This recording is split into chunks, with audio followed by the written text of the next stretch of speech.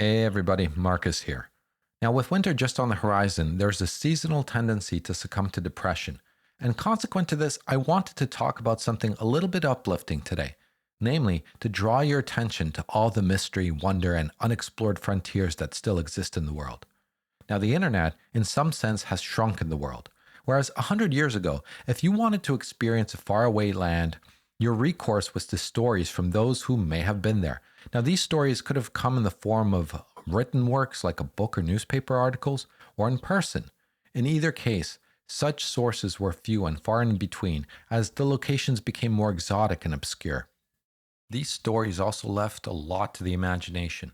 Descriptions would engage your mind into crafting the images of people, places, architecture, the food, the customs, and anything else the storyteller shared.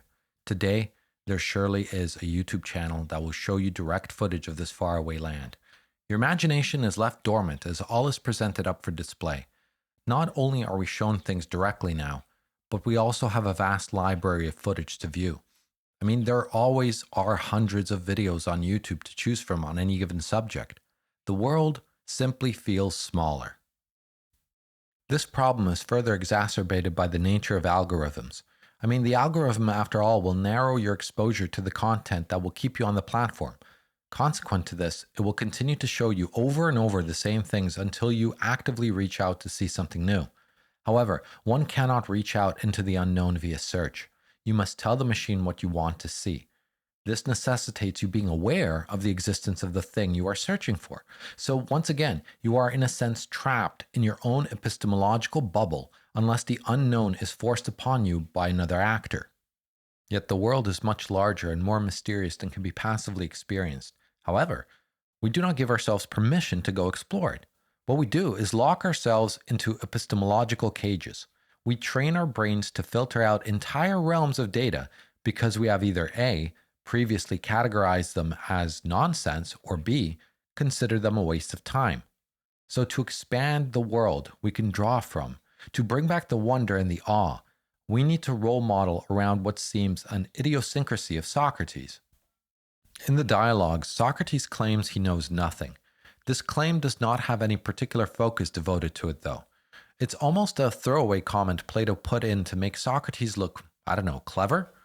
Yet this belief that Socrates held, this belief that he truly, really knows nothing, is a foundational belief that steers his entire enterprise of seeking out those who claim to know and learning from them. Socrates comes to discover that none of his interlocutors know anything about the subjects they claim knowledge of. And so too we need to heed this lesson and stop attributing to our own beliefs truth where almost certainly none is found. We need to suspend judgment. We need to stop wanting certain things to be true. It's when we forget that we are on a lifelong quest for wisdom and begin to believe we actually know something, does the world begin to shrink. The world appears smallest to those who think they know everything, and these sorts of people are the most insufferable and usually the most ignorant. Indeed, we must suspend judgment at the absolute level and live according to working theories. Theories we build up in our minds on how we believe the world to be, but do not attribute to these theories the status of truth. What these theories are is what we hold to be true right now, given what we have encountered, but little more.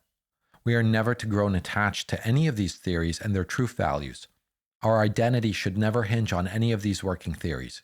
We only live by them for the time being because we cannot actually live, I don't know, as an answer to everything. Simply put, we can, like Socrates, become aware we too know nothing, and from this vantage point, everything is allowed to be explored in our search for answers. At the same time, we do not need to concern ourselves with cataloging what we discover, but simply allow it to transform our working theories. We need not concern ourselves with being apologists for our working theories either. There's no need to justify ourselves to anyone. Therefore, we do not need to build up a catalog of arguments why our working theories are the way they are. We are not apologists. Additionally, we can rest peacefully in our awareness that no one is any better off epistemologically. As well-spoken and intelligent sounding someone can be, such a person holds no epistemological advantage and is ultimately just as ignorant as the rest of us. The difference is that such a person possesses a rhetorical ability that gives the illusion they know something. This is what sophists were in ancient Greece. Very well spoken, convincing rhetoricians who Socrates demonstrated are just as ignorant as the local drunk who can barely string together a sentence. Now, some things can be demonstrated to be false. Of course, such a demonstration is highly contingent on what one will accept as evidence in support of a premise to begin with. Hence, there tends to be a highly subjective dimension to a lot of people's claims to objectivity. Yet, one facet we can rely on is pure and deceivingly simple logic. That and its opposite cannot be true simultaneously. The law of non-contradiction. The basis upon which language-mediated communication is even possible between people. As such, when constructing a working theory, one simply needs to be on guard that one is not living in contradiction. Outside of that, the world of ideas is your oyster. Now, how does this open up the world and make it big and full of wonder again? Well, all those crazy theories out there about flat earth, hollow earth, aliens, lizard people, esoteric thought, psychic phenomenon, ghosts, demons, angels, Atlantis, ancient myths, and legends, well, they all become sources of real inquiry. When you are on a quest for wisdom, a legitimate private quest and not some public display of intellectual might, one of those look how smart I am and how stupid you are sorts of things, then you are not constrained by the perception of the masses. Now, if you want to make money selling wisdom, like the sophists did, you need to focus your message around the acceptable norms so you do not discredit yourselves in the eyes of the public and therefore cut off your revenue stream. In other words, when acting the intellectual publicly is a means to an ends for you, there most definitely are subjects off limits. Unpopular ideas don't make money, even if true, especially if true. Unpopular ideas just piss people off. They challenge the very identity of the listener in a way that seems like a threat to their very existence. As such, to speak an unpopular idea that is truly unpopular in the circle it is spoken in is to willfully ostracize oneself from that circle.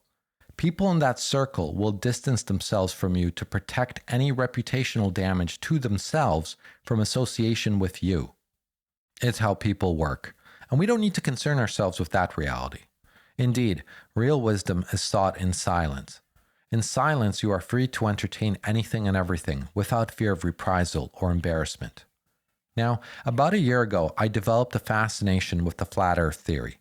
I was very interested to learn what the serious thinkers of that circle believed, and due to my curiosity, I spent several months consuming a variety of content related to the subject from those generally considered authorities. And consequent to this decision, I was exposed to a whole breadth of mundane facts, while about the world and history I don't see how I would have encountered otherwise.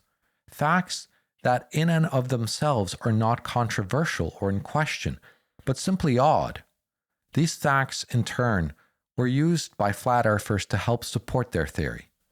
Now, I'd like to put to rest the obvious question brewing in your mind as to whether or not Marcus has become a flat earther. The answer is no, I'm not a flat earther, but neither am I a round earther or hollow earther. I suspend judgment as to the question related to the constitution of the earth. This is not a question I need to hold a position on. However, I have received enormous value from my dive into the flat earth theory. One of the previously mentioned facts from the flat earth rabbit hole is that of the Antarctic Treaty. Now, this treaty, signed in 1959 by pretty much every relevant country on the world stage, forbids any form of unsupervised private travel to the continent, amongst, well, other things. The overt reason stated as to the justification for this treaty is as follows. The primary purpose of the Antarctic Treaty is to ensure, in the interests of all mankind, that Antarctica shall continue forever to be used exclusively for peaceful purposes and shall not become the scene or object of international discord. Yeah, believe what you will from that statement. To me, my bullshit meter is ringing. In any case, the treaty is real and verifiable. So is Operation High Jump, conducted by Admiral Byrd, who went into Antarctica and reported some very curious things upon his return. Flat earthers believe that Antarctica is not a roundish continent like we see on Google Earth, but a wall that goes around the circumference of the Earth, locking in the water. There are various factions within the flat earth community, much like there are in the manosphere. One of these factions believes in a version of flat earth that makes them look like flat earthers to other flat earthers. Now, this I found particularly funny when I encountered the division. These radical flat earthers believe that the Antarctic ice wall expands infinitely on an infinite plane in all directions. Furthermore, they believe that there are other pockets of temperate climate where other lands and civilizations exist that were, well, spoken of in myth. Yet furthermore, there are or have been passages between these pockets of life to our own. Consequent to this belief, there may be potentially infinite land out there beyond the ice wall. Other consequences to flat Earth in general is that space, NASA, and all that relates to it is not real. Therefore, the moon landing was necessarily faked. Now, these theories sound silly when just thrown out there a la carte without any meaningful exposition, but this video is not a flat Earth apologist video.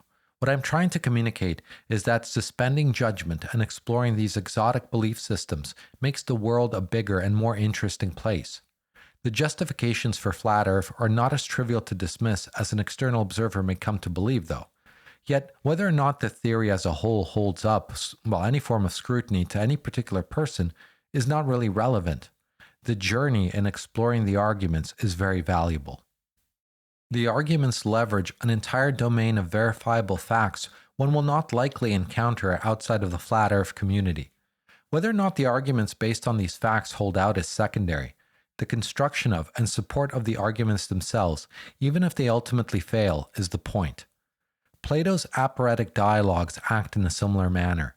None of the aphoretic dialogues, namely the dialogues that end in aporia, a state of doubt, come to any knowledge.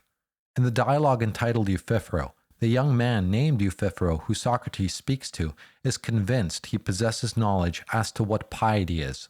After 3 rounds of question and answer against Socrates, Euthyphro comes to discover he has no idea what piety actually is.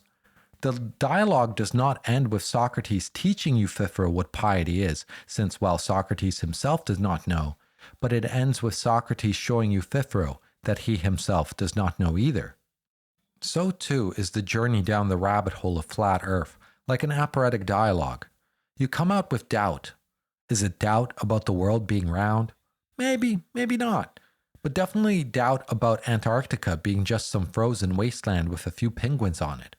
Regardless of whether or not Antarctica is a circular continent on a globe Earth, or an ice wall forming the perimeter of a flat Earth, there's definitely more to that place than I ever suspected going on my flat Earth journey.